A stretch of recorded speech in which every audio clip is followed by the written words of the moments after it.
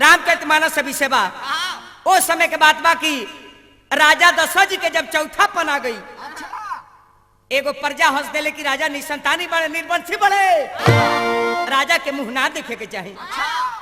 राजा के बड़ी दुख लागल कि आज यदि एगो हमरा लड़का रही ती प्रजा के मेहरारू के मजाल कि एगो राजा के हंस दे कि निसंतानी बड़ा। राजा के बड़ी दुख लागल है। आ ठीक वही समय में तुलसी बाबा लिखले बने कि राजा कितना दुखित बड़े। एक बारे भूपति मन माही भयउ गलानी मोरे सुतनाही।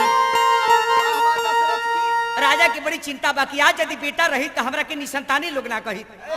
ता राजा वही समय में अपना गुरुजी के घरे पहुंचा तारे अपन दुख कहे खातिर। जाके राजा अपना गुरुजी से का कहता रे, जा अपना गुरुदेव के नमस्कार कैले हैं। महाराज दशरथ जी जा रहल बने अपना दरबार के छोड़ के अपना गुरुजी के दरबार में। आ जाके बाबा से कहता रे राजा, अरे गुरु हो गोसैया रौरो,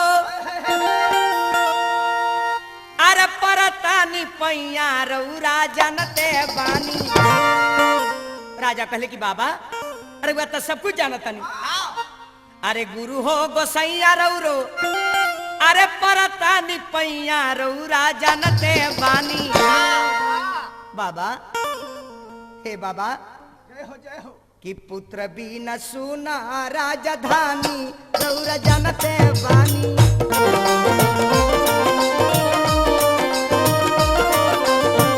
बेटा बिना सुना राजधानी बाबा जानते बानी।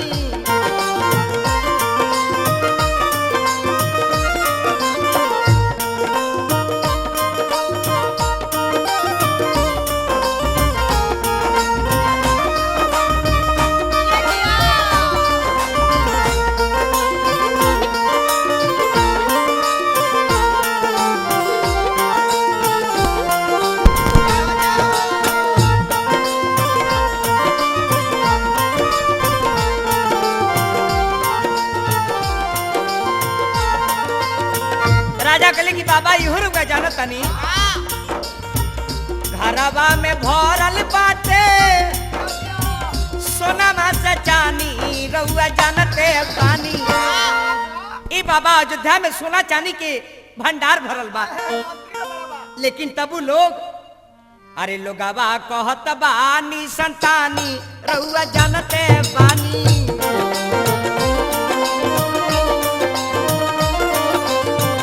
लोगवा कहेला निसंतानी बाबा जानते बानी।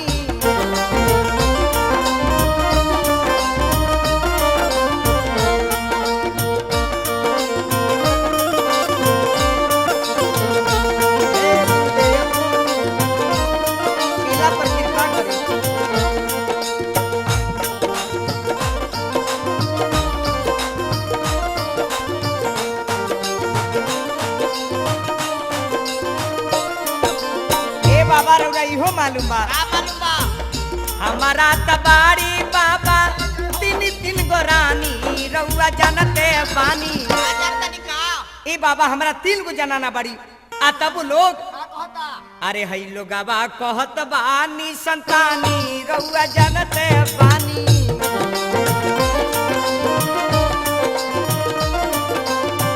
लोगवा कहेला नी संतानी बाबा जानते बानी।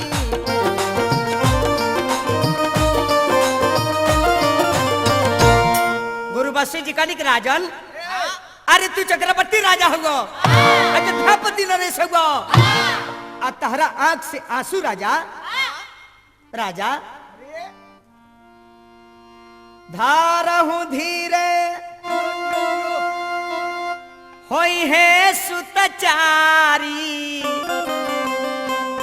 आ त्रिभुवन विदित भक्त भय भारी। राजा से गुरुदेव कहता नहीं कि राजन चिंता मत कर राजा, तू एकरा खातिर एगो काम कर।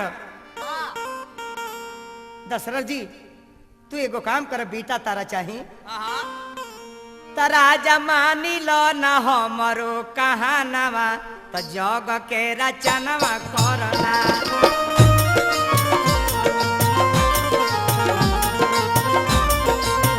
हे राजन बार बार कहतानी मानी लो कहानवा। हे राजा तहरा तो होई है राजा चारी गो ललानवा।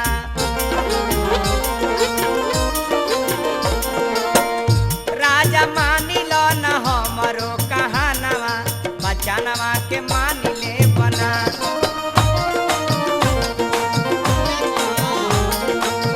हे राजा राजा कर चल जग के रचनवा, कहानवा के मान ए राजा।